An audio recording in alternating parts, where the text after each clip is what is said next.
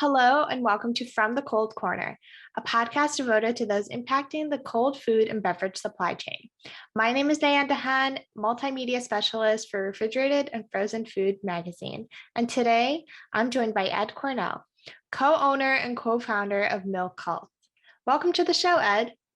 Hey, thanks for having me. I'm super pumped to be here. So I know you guys are an ice cream company based in Washington, D.C., but for those in our audience who might be unfamiliar with Milk Cult, could you give us some background and history of your company and what kind of products you make? Sure thing. Myself and my business partner both worked in food and beverage and the restaurant industry, and we've been working it for a bunch of years. And basically between a bunch of different not so great low paying jobs, and we really decided that if we're gonna have a really bad low paying job, might as well be our own boss. So we kind of started our company in ice cream, and we do ice cream for a bunch of different fine dining restaurants, but our specialty is CPG. So we make ice cream novelties from scratch, and that's our main business. So we started off making ice cream novelties and then trying through a vending model, vending them around the city. And I built out a kind of an ice cream motorcycle with a frozen sidecar, and it looked really cool. It's also definitely one of the worst ideas I've ever had in my life. It's in the pantheon, it's in my top 10, but maybe it's not the worst. It's just super dangerous. Almost killed myself a couple times trying to drive around. And but it was fun. I was this is it's a good idea in some ways, got a lot of attention. But from there, we kept making ice cream for a lot of our customers in the restaurant world, and then just built out our wholesale business because our product was really good. People responded really well to it, and we've kept that going for 8 years. It's been really cool. So, where are your products manufactured? Do you guys have factory you do it at? Yeah, there's a large shared kitchen space in Northeast Washington, D.C., called Union Kitchen, and we have our own, it's called a pod there, which means we have our own production space, we have our own equipment, everything is built out for our specs. And then on site, we share some large palletized freezer storage. We have our own production space, and then we rent out communal storage space from the building, so we don't have to we didn't have to build out our own large capacity freezers or dry storage, which is really nice because in cold chain, just making sure your product survives is such a big deal, unless you're at the logistical size where you have your own fleet of trucks, which we are not. I assume from the beginning of your, I guess, business to now, your production has kind of changed. You guys are producing more products. Has there been any difficulties with that and figuring out that Oh process? man, it's the worst. I think there's a lot of people who start in from a perspective of wanting to have a business, wanting to have a product realized, and then finding someone else to make it. And usually when you do that, you're finding somebody who's really already very good at it. And there's a limited amount of control over the product, but it's a really great business decision. For us, we made the very, very horrible business decision of deciding to make everything ourselves. And it took us quite a few years to get very efficient and good at that, because we were approaching it from a perspective of we need to take the most time possible to make everything. But then when you're just day in, day out making thousands and thousands of the same thing, you realize that efficiency and scale is your friend, and you just got to organize your time so much. And it took us a few years to really get a hang of that and not burn ourselves out. Or rather, no, I'd say we actually burned ourselves out and then just kept going anyways. So yeah, that took a couple of years, but then as we got more efficient, we were able to say yes to a lot of new customers, expand into new regions, and being good operators in that sense. Or I'll back up. When we're super inefficient, getting new accounts and new customers was like a nightmare, because we just have to the idea of keeping up with even more production just caused so much anxiety. But as we got better and more efficient, then all of a sudden getting new customers and new markets is only a good thing. And we know it's going to be tougher, but we are aware that we can keep up. And I heard that you've made over 100 different ice cream flavors over the last decade. So, what would you say are some of your best selling products or flavors, and why do you think they're popular? Best selling single product is a really classic ice cream sandwich. So there's nothing, I don't want to say there's nothing interesting about it, but like it is just a really super classic item that we're kind of doing our own version of. It's just a salty chocolate chip cookie with vanilla ice cream. So there's no surprises there, but we're making everything from scratch. We make sure that the texture is really on point. I think a lot of the times with frozen novelties, you get a product that is either too dry or it doesn't, the moisture management isn't very good. So when you're trying to eat it, everything squeezes out the side. And we really just changed the recipe like a lot over our first couple of years to get something that would really work in people's freezers as a product. And I think that people respond to that because it's just so much of a better product than what's out there.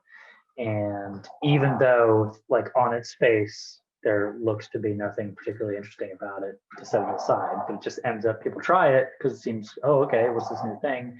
And then they say like, wow, this is really good. In fact, it's so much better than anything else ever. I also was wondering, do you have any personal favorites? Personal favorites? Oh yeah. So when in our first year or two, we were making, I'm gonna do a deep cut. In our first year or two, we were making a milk ice cream with a cornflake cookie, like a honey cornflake cookie that was like kind of like a cornflake Rice Krispie treat, sandwiched around a milk ice cream, like a really neutral sweet milk ice cream, and it was incredibly good. And it was the worst thing to make in the entire world.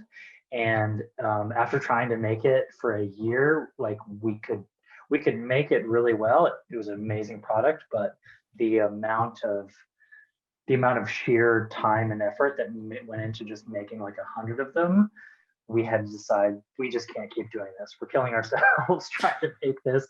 So I would love to revisit that again one day. Somebody's going to listen to this and beat us to it probably. I'm going to kick myself, but but I'd really love to make that again one day. So, are there any particular things that give you inspiration when making new flavors, or is it kind of just wing it and like pray it works type of thing? I think there's always a little bit of winging it, but we have the opportunity to work with a lot of fine dining chefs here in Washington, D.C. Just a lot of people who are really masters of their craft. They run really good businesses. They have a really good customer base, and just a lot of the professionals who we work with, they come to us with things to put on their menu, things to work with seasonally, and that experience over the years has contributed a lot to what we end up doing. So it's kind of like I think it's kind of like joining like a really qualified professional sports team, you know, like joining the dream team, and then like you work with these people who are a lot better and more talented than you are, and you just get better, like you kind of get up to their level, and that's been a great opportunity for us to just pick their brains and get flavor inspiration, and it's really nice. So, I know you've branched out again of making like pints of ice cream. So, you make different ice cream products, and you mentioned the ice cream sandwiches. So, I know you have four different ice cream novelties out. Could you tell me a bit more about those and the creation process? Yeah, there's two ice cream sandwiches we have, which were our first two products. We just had one ice cream sandwich for quite a few years, and then we added a second one, which is a fudgy chocolate wafer surrounded on avocado-based ice cream. And in the US, avocado as a dessert application has been kind of sparing, but in most of the rest of the world, avocado is also treated as kind of a dessert specialty. It's like paired with sweet things. And we really want to do something with that. And avocado and chocolate, the nuttiness of the avocado really complements chocolate's flavor profile, and uh, and it allowed us to do something in the non-dairy that we felt was a lot better than anything else that was being offered. So that was our second product, and then last year we started doing two new products, which are small ice cream squares that have a chocolate couverture. We do one that is a dairy product. So it's a vanilla ice cream with candied potato chip, and it's got a chocolate shell over it. They're called Dippy Boys. And there's two of them in a package. They're kind of small, bite size, like dessert snack. And our other one is also Dippy Boy. It's a Macroot lime coconut milk ice cream with candied puffed rice, orange blossom, so candied orange blossom puffed rice, and then a hibiscus candy shell. So, who would you say are Milk Cult's target customers, and how do you stand out in such a competitive market? I wish that I really knew what our target, because all the business development stuff we have, everybody's always asking what's our target demographic. People who And like ice cream. I know, yeah, it's tough because like I wish I knew. I'm supposed to have a better idea of who our target demographic is. I think there's a certain group of people that when they go in the grocery store, if they see something new, they're very willing to try it. And because we're such a small company, which is a small like reach, those end up being kind of early adopters and their biggest fans is people who just see something on the shelf. We're not priced too high, so that makes the barrier for entry really easy for new customers, and they're a little more adventurous. So I think that's nice that we have some products that are a little more interesting and people might not gravitate towards, but those people who are interested in a new brand are going to see a name on the shelf with a flavor profile they haven't seen in dessert before and think to themselves, oh, okay, like I'll give that a shot. And I hope we like reward those people for their adventurous spirit in the grocery freezer aisle, and with something that, because everybody who goes into a grocery store and like spends their money trying out something new, they're doing us a favor, like by trying out a new brand.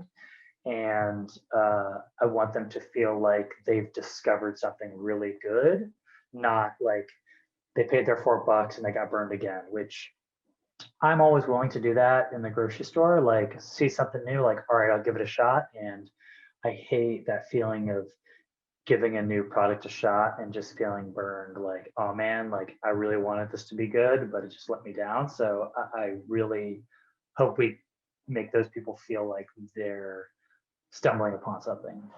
Going back to the vegan flavors that you have, was there any particular reason why you guys decided to experiment with vegan flavors? Was it like demand or more like sustainability approach, or?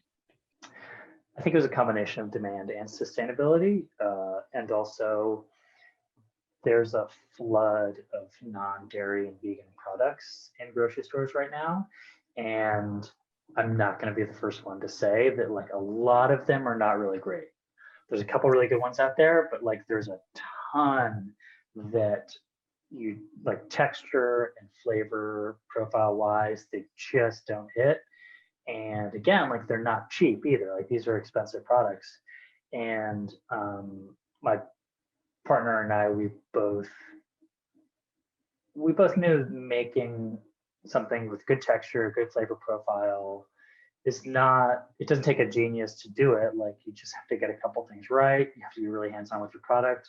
And we just thought that people who do have restrictive dietary reasons, whether that's like allergy, ethics, whatever their reason, they need to be better represented by good products. Like it is doing them a disservice by putting so much stuff out there that's just kind of subpar. And the funny thing to me is that at scale, there's no reason why the products can't be good. Like the machinery that, I mean, we don't use these machines now that produce like large amounts of ice cream. Like at scale, we probably will have to one day. And the machinery is capable of making really high quality products at a large scale. I think it has a lot more to do with the manufacturers either just kind of like phoning it in, or the producers wanting a little bit too much of like the best of both worlds, where they want to have great flavor, low price, low calorie count, and good texture. And you can't, it's like one of those things where you can't have all the above. Like you're either going to come in like a little higher price point, or your calorie count's a little bit higher, but you have a good texture. But you have to pay attention to your product no matter what. And if the companies are just kind of phoning it in, or handing their product manufacturing off to somebody who maybe isn't invested as much as the final outcome, there's going to be a lot of loss there. And so I think at the manufacturer scale, partnerships are a way bigger deal than a lot of people getting into it know. And then going back to the point about sustainability, I was wondering if you guys have any like sustainable practices or plans that you guys put into play. Yeah, we wanted to do recyclable packaging. So we have like a thick paper packaging that we use on all of our products, because just like trash and waste is, it's like a big deal now, but like as time moves on in human history, it's going to be an even bigger deal. So we want to make sure we're using recyclable packaging, and that like I don't want anything that I do to make, that I can help at least, to like leave the earth in like as a worse place by just me trying to exist and run my business. And I think that hedging our dairy products with a vegan product is also a big part of that.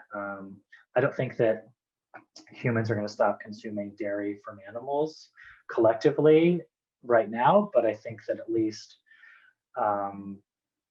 sharing the amount of animal products that we produce, like splitting that up with plant-based products over time, is going to be a really big deal. And also, like I don't think that animal products like are going to go anywhere in the near future, or people should necessarily stop unless they really want to.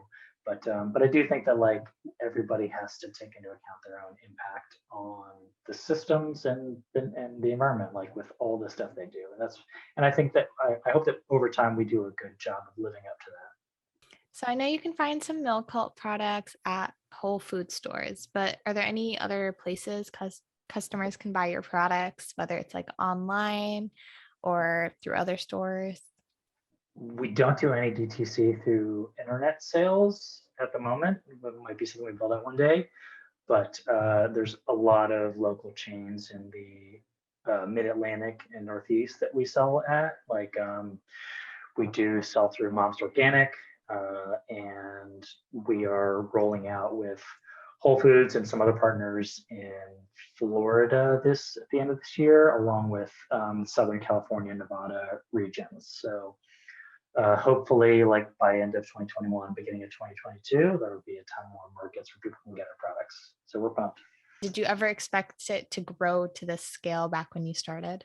No, I did not. I expected to fail so badly. I was like super excited, but I really did expect it to not work out, and me just going back to like working in a kitchen or doing drywall again. So I think that there's a lot of, it feels very good to be working at the same level as a lot of companies that we have a ton of respect for. Like there's as much as there are like a bunch of like kind of subpar products out there, there are a ton of companies that are doing really cool stuff and who are putting really great products out. And to even be considered on the same level with some of those other like business owners and companies feels really good, to like bring a better product to the marketplace. Well, that was my last question for you. So is there anything you wanted to add? Maybe something you think I missed or something that's important? No, it was great. Really, thanks for the opportunity to have me on. Well, thank you for being on the show. And thank you everyone for listening to this episode of From the Cold Corner. If you have any questions or comments, you can contact me via email at dahhanl@bnpmedia.com. And if you'd like to suggest a topic or be a guest on the show, please let me know. Don't forget to follow us on Apple Podcasts, Spotify, or even listen to us directly on our site at refrigeratedfrozenfood.com.